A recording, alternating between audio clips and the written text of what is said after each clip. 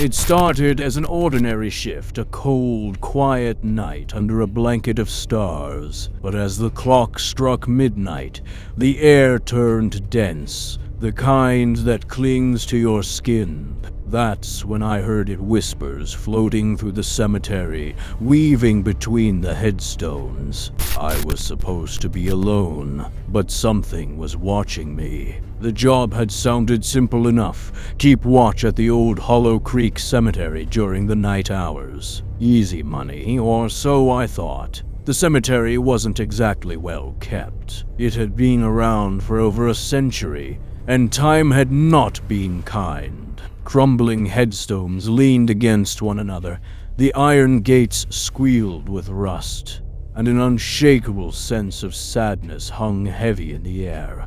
The first few hours of my shift were uneventful. With a flashlight and a thermos of coffee, I made my rounds, strolling past the graves and whispering to myself, "It's just a job."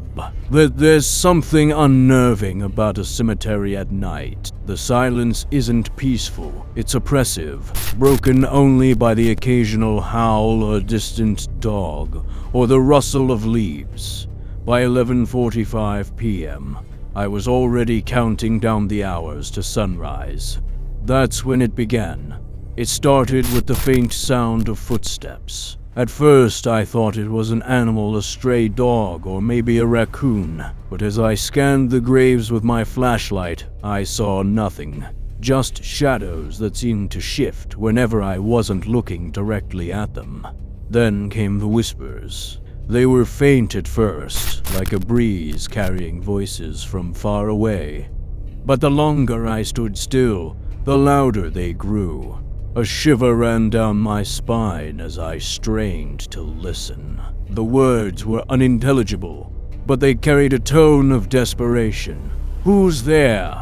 I called out, my voice trembling. No response. I told myself it was the wind, but deep down, I knew better. The whispers weren't coming from one direction. They were everywhere, surrounding me. I decided to keep moving, trying to shake off the growing unease. But as I walked, my flashlight flickered, casting brief moments of darkness over the graves, and that's when I saw it, a shadow darting between the headstones. Panic set in. I wasn't alone, and whoever or whatever was out here didn't want to be seen.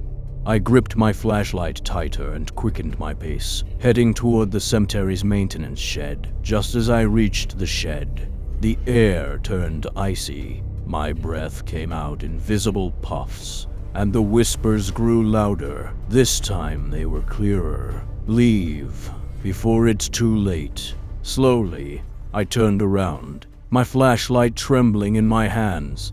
Standing just a few feet away was a figure cloaked in shadows. Its face was obscured, but its eyes, if you could call them that, were glowing faintly like embers in a dying fire. It didn't move, but the weight of his gaze pressed down on me, making it hard to breathe.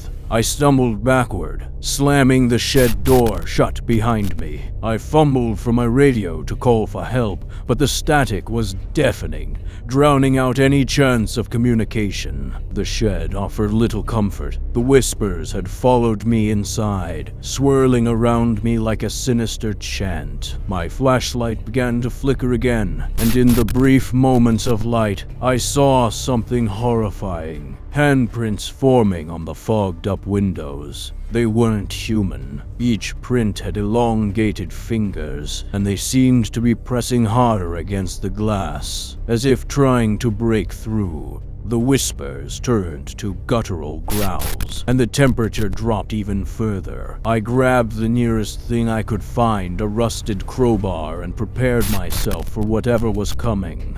But before I could act, the door to the shed creaked open on its own. The figure was back, standing in the doorway, its form more defined now. It stepped forward, and with each step the ground seemed to vibrate. I bolted, throwing the door open and running deeper into the cemetery. The growls and whispers followed me, growing louder with every step. I didn't dare look back. My flashlight was useless now, leaving me to navigate the maze of graves in near darkness. My only guide was the faint glow of the moon, but even that seemed dimmer than before. I tripped over a root and fell hard, scraping my hands on the gravel. As I scrambled to get up, I realized I'd landed in front of a massive, ornate headstone. The name etched into it sent a chill through me. Eleanor Drake, 1870, 1912. May she find peace. The whispers stopped. For a brief moment, the world was silent, but then I felt a cold, bony hand gripping my shoulder.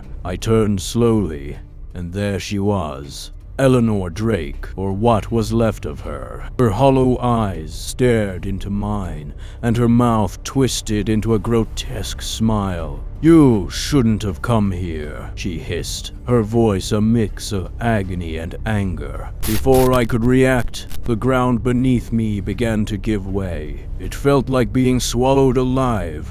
I screamed, reaching for something, anything to hold on to, but the darkness consumed me. I woke up at dawn, lying in the middle of the cemetery. My flashlight and radio were gone, and my clothes were covered in dirt and scratches. I stumbled back to the cemetery's office, trying to make sense of what had happened. But when I checked the security footage, all I saw was static. I quit the job that same day, but I can't escape the nightmares. Every night, I hear those whispers again, and sometimes I see her face. They say Hollow Creek Cemetery is cursed, that the spirits there don't rest easy, and after that night, I believe it. If this story sent chills down your spine, wait until you hear about the ghosts haunting an abandoned hospital. Click here for more terrifying true horror stories you won't believe. Trust me, you won't want to miss it.